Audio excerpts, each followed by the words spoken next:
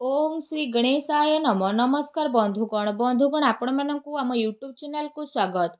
बंधुगण आज भिडियो आम आपण मानकु कहबाकू जाउछु 17 तारीख एवं 18 तारीखर संपूर्ण राशिफल विषय कि ए दुई दिन आपणकर किपरि साब्यस्त हेबो ता सहित जदि आम कहबा केउ सबु जिनिस रे आपणको फायदा हेबो केउ सबु जिनिस रे आपणको सावधानता अवलंबन करबाकू पड़िबो आपणकर लव लाइफ किपरि रहिबो क्यारियर किपरि रहिबो बिजनेस आउ व्यापार किपरि रहिबो ता सहित स्वास्थ्यर किछि महत्वपूर्ण इनफॉरमेशन मध्ये आमे भिडियो रे आपण मानकु देबु आउ भिडियो शेष रे आमे आपण मानकु किछि उपाय विषय मध्ये कहबु जहा द्वारा आपण ए दुई दिन को आहुरि अधिक शुभ और मंगलदायक साब्यस्त करि परिबे। तेणु आगो भिडियो आरंभ करबा पूर्व आमर आपनकु रिक्वेस्ट जदि आपण हमर ए चैनल ले नुआ करि आछन्ती तो चैनल को सब्सक्राइब करंतु सांगरे नोटिफिकेशन बेल को मध्य ऑन करंतु जहाद्वारा समय समय सह नुआ नुआ भिडियो नोटिफिकेशन आपंक मिल जिवो।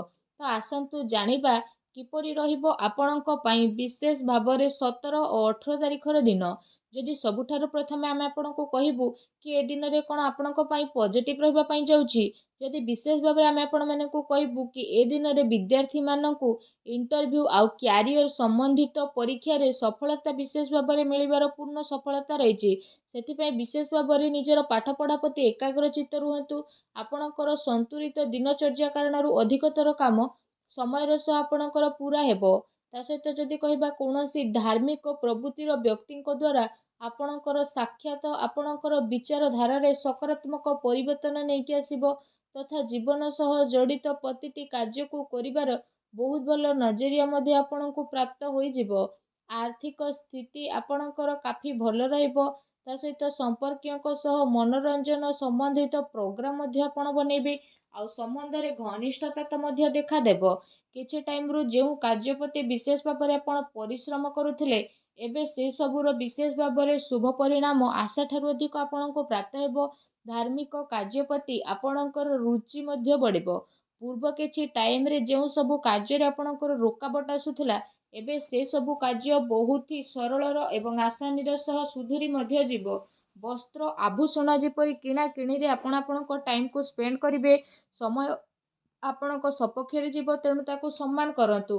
कौनसी शुभ समाचार मिलिबा द्वारा घर रे खुशी रो माहौल रहिबो।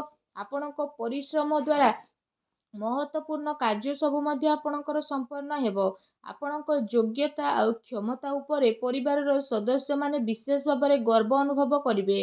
कौनसी व्यक्तिर परामर्श आउ सहयोग आपणकर हजि जाइथिबा प्रतिष्ठा को पुणी थरे हासिल करिवो जहा द्वारा आपणकर आत्मविश्वास रे वृद्धि हेबो।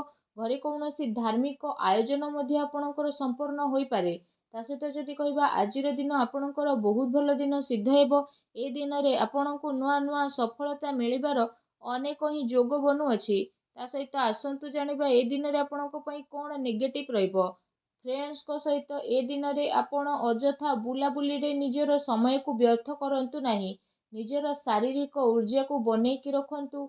अलस्वामी मनोरंजन रे समय व्यतीत करबा परिवर्ते बनुथुबा कार्य रे आपणकर रोकाबट आसी पारे। निजर महत्वपूर्ण दस्तावेज को संभाली कि रखंतु। केही यार भूल व्यवहार मध्य करि पारे। ए कारण जदि कहबा आपणकर स्वाभिमान को मध्य आघात पहुंचीबो। ता सहित संतानक गतिविधि रे कड़ा नजर रखंतु। पिलांकर समस्या को शांतिपूर्ण भाबरे सुझांतु। आउ रागे कि किंबा क्रोध करिकि तांको भितरे अहंकार भावना आपण उत्पन्न करि पारंती। काल्पनिक कथा उपरे अधिक ध्यान न देकी यथार्थ उपरे विश्वास करबा पई ट्राई करंतु किंतु ध्यान रखंतु कौनसी भी कार्य को करिबा पूर्वरु तार भल खराब दुईटी स्थिति उपरे विचार करिवार अति आवश्यकता रखिछि कारण कौनसी भूल हेबार संभावना रहिछि। या सहित अधिकतर ए दिन समय घरु आपण बाहर व्यतीत करिवे किंतु सफलता प्राप्त करिबा पई मर्यादार ध्यान रखिबा आपणक पई अति आवश्यक रहिछि। कौनसी अनुचित कार्य एवं आपणकर क्रोधपूर्ण व्यवहार आपणकर योजना को तलतलांत करिब तेणु सावधान रुहंतु। अन्यर सुझाइबारे गंभीरता रखंतु तथा अजथा खर्चरू बंचिकी रुहंतु। अजथारे कौनसी महत्वपूर्ण खर्च आपणको सामना को आसी पारे। ता सहित कौनसी निकट संबंधीयों द्वारा मतभेद हेबार पूरा संभावना रहिछि तेणु आपण सावधान रुहंतु।